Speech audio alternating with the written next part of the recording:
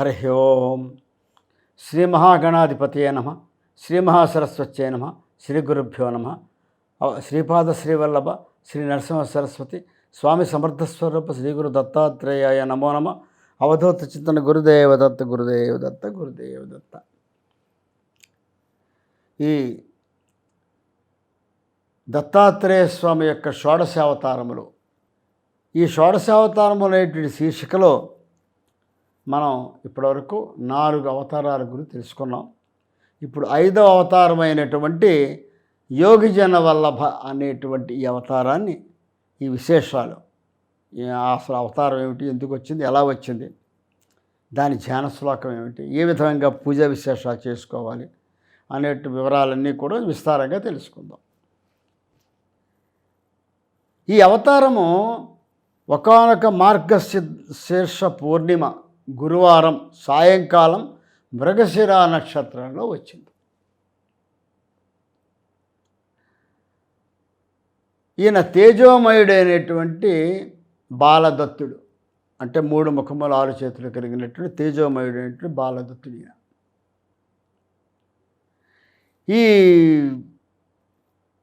ఈ రూపము ఏ విధంగా వచ్చింది, ఎట్లా వచ్చింది, ఈయన అవతారం ఏమిటి అంటే, గత భాగంలో కాలాగ్ని శమరదత్త అనేటువంటి ఆ అవతారంలో అత్రి మహర్షి విపరీతమైన తపోగ్నిలో, ఆ కాలాగ్ని, ఆ తపోజ్వాలలో అపారమైన ఆ వేడిమిని ఈ లోకాలను అనుభవిస్తూ ఉంటే దాన్ని శమింపజేయడం కోసం పరమాత్మ తేజో రూపంలో ఆ అత్రి మహర్షి శీర్షము ద్వారా ప్రవేశించినట్లు, అప్పుడు అత్రి మహర్షి యొక్క శరీరము చక్కగా చల్లగా శీతలంగా అయి మొత్తం తాపంతో ఉపశమించి అనసూయామాతని దృక్సారించి ఆయన కళ్ళల్లోంచి ఆ దివ్యమైనటువంటి ఆ పరమాత్మ తేజస్సుని అనసూయామాత గర్భంలో ప్రవేశపెట్టినట్లుగాను, ఇది మార్గశిర శుద్ధ సప్తమి నాడు జరిగినట్లుగాను మనం తెలుసుకున్నాం. ఆ విధంగా మార్గశిర శుద్ధ సప్తమి నాడు అనసూయామాత గర్భంలో ప్రవేశించినటువంటి దివ్య తేజస్సు ఏదైతే ఉందో అది పరమాత్మ రూపంగా సంతరించుకొని, సాధారణంగా ఒక గర్భస్థ పిండం బయటపడాలంటే 9 నెలలు పడుతుంది. నవమాసములు మోసి అంటామా. ఇక్కడ నవమాసములే, కానీ మన లెక్క ఒకలా ఉంటే పరమాత్మ లెక్క వేరే ఉంటుంది. పరమాత్మ అంటే కాలాతీతుడు, సమస్త కాలము ఆయన అధీనంలో ఉంటుంది, సమస్త విశ్వము ఆయన అధీనంలో ఉంటుంది. కాలం లేనప్పుడు ఆయన ఉంటాడు, కాలంలో ఉంటాడు, కాలం లేకపోయినా ఆయన ఉంటాడు. అందువల్ల ఆయనకి కాలంతో సంబంధం లేదు. అలాగే మన మహర్షులందరూ కూడా కాలాతీతులు, అందరూ కాలాతీతులే, కాలంతో సంబంధం లేదు వాళ్ళకి. ఇప్పుడు వశిష్ఠ మహర్షిని తీసుకుందాం. ఎప్పుడో మొట్టమొదటి బ్రహ్మ యొక్క ప్రథమ సృష్టిలో, ఆయన మొట్టమొదటి సృష్టి నవప్రజాపతిలో 3వ వాడు వశిష్ఠుడు. కానీ అనేక యుగములు, అనేకమైన కల్పములు, అనేకమైన మన్వంతులు అయిపోయిన తర్వాత ఈ శ్వేతవరాహ కల్పంలో ఉన్నటువంటి 25వ మహాయుగంలో, త్రేతాయుగంలో వచ్చినటువంటి శ్రీరామచంద్రమూర్తికి ఇక్ష్వాకు వంశంలో ఆయన గురువుగా ఆ వంశాన్ని నడిపించాడు. ఇక్ష్వాకు నుంచి అక్కడి వరకు, ఇక్ష్వాకు నుంచి రాముల వారి వరకు వంశచరిత్ర 43వ వాడు శ్రీరామచంద్రమూర్తి. ఈ 43 తరాలు వెళ్ళడానికి కోట్ల సంవత్సరాలు గడిచిపోయి. అదే అక్కడ విశేషం. అంటే ఆయన కాలాతీతమైన వ్యక్తి వశిష్ఠుల వారు, అదేవిధంగా అత్రి మహర్షి, అదేవిధంగా అందరూ కూడా. మరి వీళ్ళే కాలాతీతులైతే వీళ్ళందరినీ సృష్టించే పరమాత్మ ఇంకా ఆయన కాలంతో ఆయన సంబంధం లేదు, కాలమే ఆయన అధీనం, కాలస్వరూపుడే పరమాత్మ. అటువంటి పరమాత్మ వేరే లెక్క వేశాడు. ఏమని? ఒక్కొక్క దినము ఒక్కొక్క మాసముగా, 9 రోజులు 9 మాసములుగా భాషింపజేసి ఆ విధంగా ఆయన లెక్క వేసి 9 రోజుల్లోనే 9 నెలలుగా పూర్తి స్థాయిలో ఆ గర్భంలో ఉన్నట్లుగా ఆయన చేసి, సప్తమి నుంచి పూర్ణమి అనగానే 9 రోజులు వచ్చేస్తుంది. సప్తమి, అష్టమి, నవమి, దశమి, ఏకాదశి, ద్వాదశి, త్రయోదశి, చతుర్దశి, పూర్ణిమ, 9 రోజులు. 9 రోజులు అంటే 9 నెలలు అయిపోయింది. అప్పుడు మార్గశిర శుద్ధ పౌర్ణమి నాడు, ఆ రోజు గురువారం అయింది. సాయంకాల సమయంలో, సాయం సంధ్యా సమయంలో, అప్పుడు మృగశిర నక్షత్రం నడుస్తుంది. ఎందుకంటే మన పూర్ణిమలకి నక్షత్రానికి సంబంధం ఉంది. ఇప్పుడు అశ్విని నక్షత్రం ఉంటే ఆశ్వేజ మాసం వస్తుంది. అంటే పున్నమ నాడు చంద్రుడు అశ్విని నక్షత్రంతో కూడి ఉంటే అది ఆశ్వేజ మాసం అవుతుంది. కృతికా నక్షత్రం ఉంటే కార్తీకం అవుతుంది. మృగశిర నక్షత్రం ఉంటే మార్గశీర్షం అవుతుంది. పూర్వభాద్ర కానీ ఉత్తరాభాద్ర కానీ ఏ నక్షత్రం ఉన్నా అది భాద్రపద మాసం అవుతుంది. శ్రవణం ఉంటే శ్రావణ మాసం అవుతుంది. ఈ విధంగా అంటే ఉత్తరాషాఢ పూర్వాషాఢలో ఏ నక్షత్రం ఉన్నా ఆషాఢ మాసం అవుతుంది. కాబట్టి ఈ విధంగా ఏ నక్షత్రముతో చంద్రుడు కూడి ఉన్న పూర్ణం వస్తుందో ఆ నెలగా మనం భావించుకుంటాం. ఆ నెలగా మనం చేసుకుంటూ ఉంటాం. ఈ ఫలానా నెల మార్గశిరం చెప్పుకుంటాం. అటువంటి మార్గశిర మాసంలో పున్నమి నాడు చంద్రుడు మృగశిర నక్షత్రంతో కూడి ఉన్న సమయంలో సాయంకాలం ఒక దివ్యమైనటువంటి తేజోమూర్తి అయినటువంటి బాలుడు జన్మనిచ్చింది అనసూయ తల్లి. అంటే నిరాకారమైనటువంటి పరతత్వము సాకారంగా అవతరించింది అక్కడ. అసలు ఆకారమే లేనటువంటి, నేను మొట్టమొదటి చెప్పాను, పరమాత్మకి నామరూప గుణక్రియారహిత, రూపం ఉండదు, నామం ఉండదు, గుణం ఉండదు, ఏ విధంగా క్రియ చేయడు. కానీ అన్ని నామాలు ఆయనవే, అన్ని రూపాలు ఆయనవే, అన్ని గుణములు ఆయనవే, గుణాతీతుడు ఆయనే, అన్ని క్రియలు ఆయన చేయడు, విశ్వం అంతర్చేత అన్ని క్రియలు చేయిస్తాడు. అది ఆయన గొప్పతనం. అటువంటి ఏ ఆకారము లేనటువంటి పరమాత్మ సాకారంగా అసలు జన్మయే లేనటువంటి, ఎందుకంటే అనాది మధ్యలేయుడు ఎవ్వడు కదా, ఎవ్వని చే జనించి జగమెవ్వని లోపల నుండి లీనమై ఎవ్వని ఎందుడింతు పరమేశ్వరుడు ఎవ్వడు, మూల కారణం ఎవడు, అనాది మధ్యలేయుడు ఎవ్వడు, సర్వము తానే అయిన వాడివ్వడు, వానిన్ ఆత్మభవన్ అన్నాడు గజేంద్రుడు పోతన్న గారు భాగవతంలో. ఆ విధంగా అసలు పుట్టుకే లేనివాడు ఇక్కడ జన్మించాడు సాకారంగా. ఏ జాతకము లేనివాడు ఒక ఖచ్చితమైనటువంటి గ్రహస్థితిలో జన్మించాడు అక్కడ. అంటే అత్రి మహర్షి కోరుకున్నది కూడా అదే, నిరాకార పరబ్రహ్మ స్వరూపాన్ని సాకార గురు బ్రహ్మంగా జన్మించాలని కోరుకున్నాడు.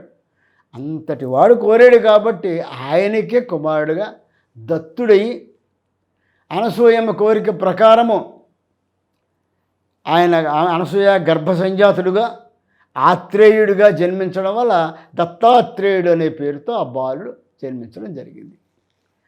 వెంటనే పరతత్వము రూపుకట్టి సాకారంగా అనసూయామాత జన్మనిచ్చింది అని తెలియగానే సమస్తమైన బ్రహ్మాది దేవతలందరూ కూడా, సమస్త దేవగణాలు, ఋషిగణాలు, మునిగణాలు, మొత్తం 33 కోట్ల దేవతలు అక్కడికి వచ్చేసారు. వచ్చి ఆ స్వామి ఆ రూపాన్ని వాళ్ళెవరికీ కూడా ఎవ్వరికీ కూడా కనపడదు పరమాత్మ స్వరూపం అంత సులభంగా. అందుకే భాగవతంలో ఆ బ్రహ్మగారు అంటాడు, ఎలా బ్రహ్మపదంబు వేదములకైనను వీక్షించానెట్టి నిన్ను ఈ ధరాతలమునం ఈ వనమునంది మందలో కృష్ణాయించు సమస్త భావములు నీకేం సమర్పించు విన్నీలా నొక్కని పాదరేణు శిరమునన్ను వేష్టించినం చాలదే అంటాడు. ఎలా బ్రహ్మపదం, ఎందుకే నాకు ఈ బ్రహ్మపది పనికిరాది, 4 గీసుకుందుకు పనికిరాదు ఇది నాకు బ్రహ్మపదవి. ఎందుకంటేట వేదములకైనను వీక్షింపగా అన్నట్టు వేదములు కూడా పరతత్వాన్ని చూస్తే కదా పొగడితే ఎవరినైనా, వాళ్ళకు వేదాలకు కూడా కనబడవు, అంటే వేదాలు కూడా ఎవరికి కనపడ్డ ఇంకా పరమాత్మ. అట్టి నిన్ను ఈ ధరాతలములో, ఈ వనములో, ఈ మందలో కృష్ణాంచు వాళ్ళ యొక్క సమస్త భావములను నీకే అర్పించారు. అంటే వాళ్ళకంటూ సొంతంగా భావాలు ఏమీ లేవు. అంటే వాళ్ళు అంతటి యోగీశ్వరులు, గోపకుమారులు. అటువంటి వాళ్ళందరూ అన్నింటికీ అంతా నీదే, మేమేం చేసా నీదే, అంతా నువ్వు చేయిస్తున్నావు అనేటువంటి భావనతో నిన్ను అర్పణ చేసి నిన్ను ఇంద్రుడు అంటాడు, ఎన్నడు కానీ యోగి విభులు ఎవ్వరి పాద పరాగం ఎంతయని కన్నుల గానరు అట్టి ఈ హరిని కొట్టుచు, తిట్టుచు, గుద్దుచు, రకరకాలుగా హింసిస్తూ వాటితో కింద మీద పడి దొల్లుతూ ఆడుతూ ఉన్నటువంటి ఈ వల్లవ కుమారుడు ఎంత భాగ్యమో అని ఇంద్రుడు అంటాడు. ఇంక బ్రహ్మగారు ఇంకొంచెం పరాకాష్ఠకి వెళ్ళి ఏమంటాడు, అసలు ఇటువంటి వేదాలకైనా అందరూ వీళ్ళు నీ చుట్టూ చేరి ఇంతలాగా వీళ్ళు నీతో ఇంత ఆనందాన్ని అనుభవిస్తున్నారయ్యా, అటువంటి మహానుభావులు మహాభక్తులు వాళ్ళు. వాళ్ళ పాదాలకు అంటుకున్న ఇసుక రేణువుల్లో ఒక్క రేణువు తీసుకొని నేను నా నెత్తి మీద పెట్టుకున్న జన్మధన్యం అయిపోతుంది కదా, నాకు ఎందుకు వచ్చింది బ్రహ్మ పదవి, నాలుగింది పని కాదండి. అటువంటి పరమాత్మ సాకార రూపం ధరించి జన్మించేడు అంటే ఇది వింతల్లో కల్లా వింత, మహావింత, మహాద్భుతం. అంతటి అద్భుతమైనట్టు చూడ్డానికి సమస్తమైన దేవతలు వచ్చారట. వస్తే ఎలా ఉన్నాయన యోగిజన వల్లభుడు ఆయన. సమస్త యోగులు కూడా నిరంతరము ఏ పరమాత్మ అయితే కొలుస్తారో ఆ పరమాత్మ ఆ రూపంలో రాగానే అందరూ కూడా ఆయన యోగిజన వల్లభ అన్నారు. కాబట్టి ఆయన యోగిజన వల్లభుడు అయ్యాడు. ఈ అవతారము అప్పుడు పరమాత్మ వీళ్ళందరినీ చూసి ఏం చెప్పంట, నాయనలారా, నా ఈ రూపాన్ని ఎవరైతే దర్శించి ధ్యానిస్తారో వాళ్ళకి అన్ని బాధల నుంచి కూడా నీకు విముక్తం కల్పిస్తాను. అంటే మీ యొక్క మంచి చెడు అన్నీ నేను చూసుకుంటాను. అనన్యాశ్చింతయోతమో యో జనా పర్యుపాసతే తేషాం నిత్యాభియుక్తానాం యోగక్షేమ వహామ్యహం పరమాత్మ చెప్పాడు. అదేవిధంగా ఎవరైతే ఈ రూపాన్ని మీరు దర్శించారో అంటే అప్పుడు దర్శించారు, ఇప్పుడు మనము దర్శిస్తాం. ఏ విధంగా దర్శిస్తాం? ఆ రోజున మాఘశిర పూర్ణమి నాడు ఆ రోజు దత్త జయంతి, దత్తుడు జన్మించినటువంటి మహత్తరమైన రోజు అది. ఆ రోజు మరొక విశేషం ఏంటంటే ఆ నక్షత్ర మండలంలో ఉన్నటువంటి రుద్ర విష్ణు యొక్క ఆ పాలపుంత, అటువంటి పాలకడ అంట పాలపుంత, బ్రహ్మగారు ఉండేటువంటి ఆ రాశి, పరమశివుడు ఉండేటువంటి ఆ ఆరుద్ర నక్షత్రం సంబంధించిన రాశి, ఇవన్నీ కూడా ఒక ట్రయాంగిల్గా మనం భావించినట్లయితే మధ్యలో ఉండే బిందు ఏదైతే ఉందో దత్తస్వామి. ఆ రోజున ఈ భూమి అనుకోకుండా ఈ మృగశిర నక్షత్రం ఏదైతే ఉందో ఆ రేఖకి సమానమైన స్థాయిలో వస్తుందిట. ఎవరో తెలిసిన జ్యోతిష్కులు ఈ మాట చెప్పారు, నాకు ఇక్కడ రాశారు పుస్తకంలో ఈ మాట.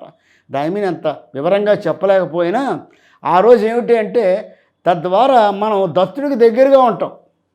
అందువల్ల ఆ రోజు చేసే ఏ సాధనన్నా సరే కొన్ని వేల రెట్లు ఫలితాన్ని దత్తుడు అనుగ్రహిస్తాడు అని చెప్పి అందులో చెప్పారు పెద్దలు. దీన్ని ఎవరన్నా విజ్ఞాన జ్యోతిష్కులుంటే వాళ్ళు దీన్ని చక్కగా అనలైజ్ చేసి చూసుకోవచ్చు. ఆ విధంగా మనం కూడా ఆ రోజు ఆ మార్గశిర శుద్ధం సాధారణంగా దత్త జయంతి అనగానే చక్కగా మనం ఎన్నో రకాలుగా దత్తస్వామిని కానీ అనేక దత్తస్వామి గుళ్ళు కానీ అవతారాలకు కానీ అవతారాలు ఉదయించినటువంటి ఆయా ప్రదేశాలు వెళ్ళి ఏవో ప్రార్థన చేసుకుంటూ ఉంటాం, దర్శనం చేసుకుంటూ ఉంటాం. మన ఇంట్లోనే ఆ రోజున ఈ పరమాత్మని దత్తస్వామిని యోగిజన వల్లభుడుగా మనం మనసులో భావన చేసుకొని ఆయన సంపూర్ణముగా విశేషముగా పూజించి 16 రకాల పిండి వంటలతో నైవేద్యం పెట్టమన్నాడు. ముత్యాలతో పూజ చేయమన్నాడు. ముత్యాలతో మనం ముత్యాలతో చేయలేము, తెల్లటి పుష్పాలతో పూజించండి. చక్కగా అష్టోత్తరము సహస్రనామాలతో అవకాశం ఉన్నప్పుడు పూజ చేయండి. అలాగే 16 రకాల పిండి వంటలు పెట్టలేము, మన వల్ల కాదు, ఓపిక లేదు. ఏదో మీకు తోచింది, కాస్త పులిహారో పరమాన్నము ఏదో ఒకటి, లేకపోతే చక్కెర పొంగలో దద్దోజనము ఏదో ఒక పిండి వంటలతోటి చక్కగా అన్నం కూర పప్పు మహానివేదన చేసి స్వామివారికి నివేదన చేసి ఆ ప్రసాదాన్ని కళ్ళగద్దుని స్వామిని తెచ్చి స్వీకరించండి. చక్కగా గురుచరిత్ర పారాయణ చేసుకోండి, లేదా శ్రీపాదఫల లీలామృతం పారాయణ చేసుకోండి, లేదా దత్తాత్రేయ చరిత్రం నేను చెప్పాను. ఆచార్య బేతవాల రామబ్రహ్మం గారు బ్రహ్మాండ పురాణాంతర్గతమైనటువంటి దత్త చరిత్రాన్ని వారు 2010లో అనుకుంటాను చక్కగా తెలుగులో అందరికీ అర్థమయ్యే తెలుగులో బ్రహ్మాండంగా రాసి పెట్టారు. అది పబ్లిష్ అయింది, దొరుకుతోంది. అది కొనుక్కుంటే చాలా చక్కగా ఉంటుంది, హాయిగా చదువుకోండి. అలాగే స్వామీజీ వారు గణపతి సత్యానంద స్వామి దత్త దర్శనం అనే పుస్తకం రాశారు. మన అందరికీ అందుబాటులో ఉంటే అందరికీ సులభమైన శైలి, అందరికీ చక్కగా అరటి పండుగ చేతిలో పెట్టి రాసి పెట్టారు. అది చదువుకోండి, తరిస్తాం మనం. ఈ విధంగా దత్తుని భావన చేసుకుంటూ రోజంతా కూడా దత్తస్వామి యొక్క నిరంతర స్మరణలో గడుపుతూ అందరూ కూడా తరించాలి. ఇక్కడ ధ్యాన శ్లోకం ఏమిటంటే యోగ విజ్ఞాననాథాయ భక్తానందకరాయ చ దత్తాత్రేయాయ దేవాయ తేజోరూపాయతే నమః అనే ధ్యాన శ్లోకం. యోగ విజ్ఞాననాథాయ సమస్త యోగములకు కూడా యోగ విద్యలన్నింటికీ కూడా ఎవరయ్యా అంటే దత్తుడే అధిష్టాన దేవత. ఆయన యోగీశ్వరేశ్వరుడు. ఆయన మించిన యోగి ఎవరు లేరు. కథా భోగి, కథా యోగి, కథా నగ్న పిశాచవత్ అన్నారు. ఆయన ఒక యోగి, ఆయనే భోగి. అంతటి మహాయోగీశ్వరుడు ఎవరు లేరు ఇంకా. అటువంటి యోగి అయినటువంటి భక్తానందకరాయచ, భక్తులందరికీ ఆనందాన్ని ప్రసాదిస్తాడు, అపారమైన ఆనందాన్ని ఇస్తాడు. ఆనందం అనేటువంటి సమాధి స్థితిని మించినటువంటిది. అంత గొప్పటి ఆ మహద్భాగ్యాన్ని కలిగించేటువంటి వాడు. అటువంటి దత్తా తేజోరూపుడైన దత్తాత్రేయుడికి నమస్కరిస్తున్నాను అనేటువంటి ధ్యాన శ్లోకంతో చక్కగా స్వామిని అర్చించి అందరూ కూడా స్వామి యొక్క సంపూర్ణమైనటువంటి కృపని మార్గశిర పౌర్ణమి నాడు ఈ యోగిజన వల్లభ రూపంలో ఆనందోత్సాహాలతో దత్త జయంతిని జరుపుకుంటూ అందరూ కూడా సుఖ సంతోషాలు అనుభవిస్తారని, దత్తస్వామి కృపకి నిరంతరం పాత్రలవుతారని. దత్తులో మన గొప్పతనం ఏంటంటే దత్తోనామ స్మరణమమలాం కురవతాం సన్నిధానే గోడాకార చరిత సహసాం వాంఛితం ధాతుకామ అంటాడు. ఎవరైతే దత్తనామాన్ని నిరంతరం స్మరిస్తూ ఉంటాడో నిర్మలమైన మనసుతో వాడిని ఎప్పుడూ వెన్నంటి కాపాడుతాను అని చెప్తాడు దత్తుడు. కాబట్టి అటువంటి దత్తస్వామిని అందరూ కొలిచి సేవించుకుంటూ అందరూ కూడా స్వామి యొక్క కృపకు ఆయన పాత్రలై ఆయన రక్షణలో మన జీవితాన్ని సార్థకం చేసుకోవాలని కోరుకుంటూ స్వస్తి. అవధూత చింతన. గురుదేవ దత్త, గురుదేవ దత్త, గురుదేవ దత్త.